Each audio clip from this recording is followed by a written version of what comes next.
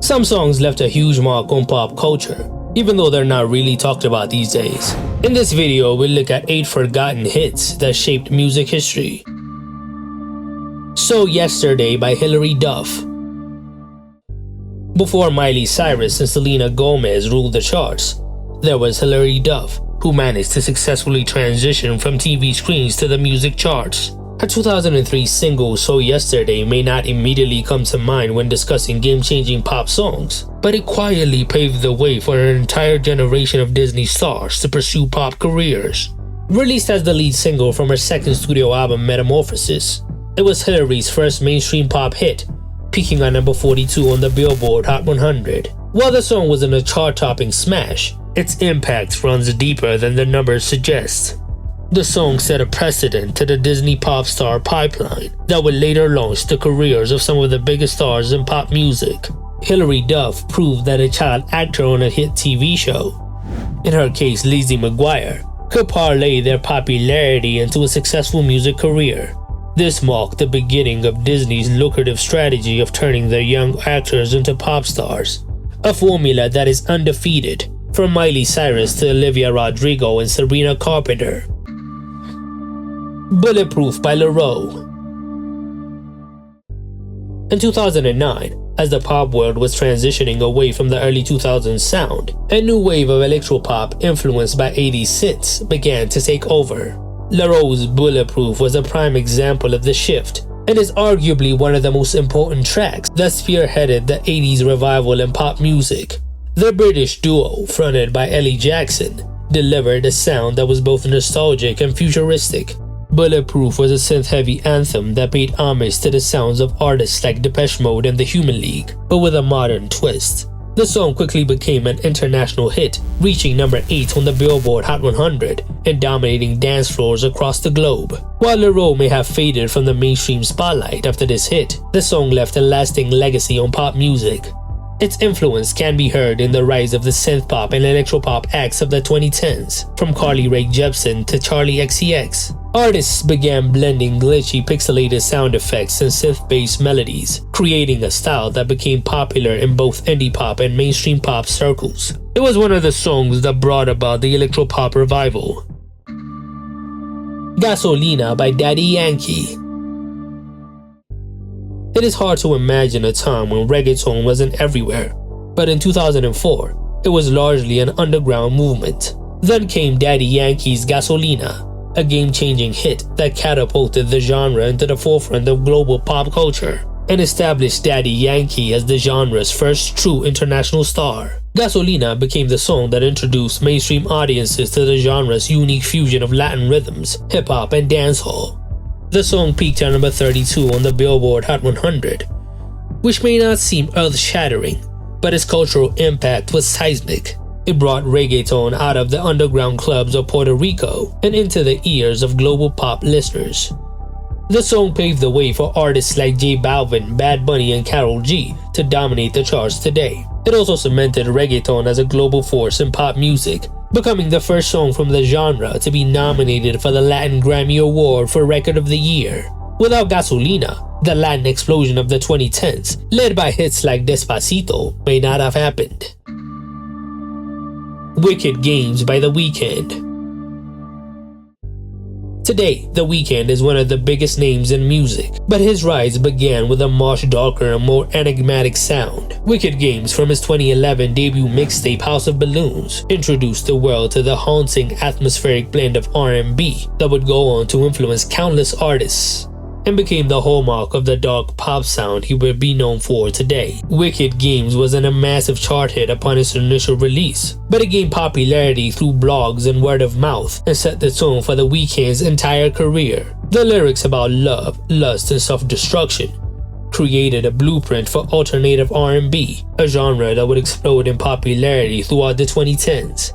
The song peaked at number 53 on the Billboard Hot 100, but its cultural impact was way more than that. The song's influence can be heard in the works of artists like Lana Del Rey, Halsey, and even mainstream acts like Justin Bieber, who leaned into the darker, moodier sounds after The Weeknd's rise.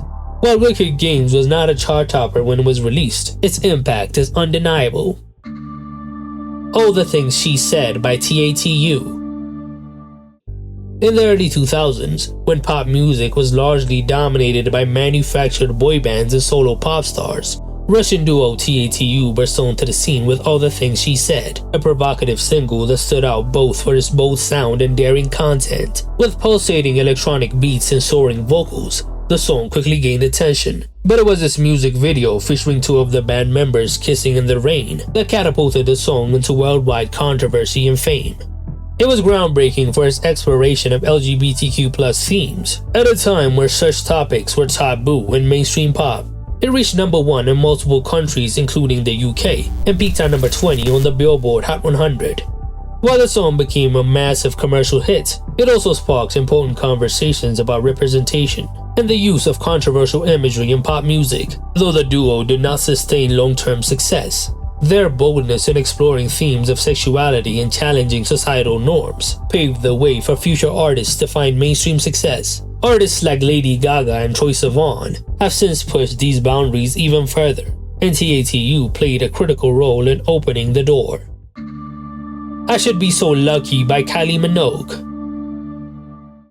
I Should Be So Lucky, released in 1987, was one of her earlier hits and marked the beginning of the teen pop explosion. The song became a number 1 hit in the UK and her native Australia, solidifying Kylie's status as a pop star. While its bubbly synth-pop sound may seem regular by today's standards, I Should Be So Lucky helped pave the way for the rise of teen idols. It was part of the wave of music that targeted a younger audience, laying the groundwork for the teen pop phenomena that would go on to dominate the late 90s and early 2000s, with stars like Britney Spears and NSYNC.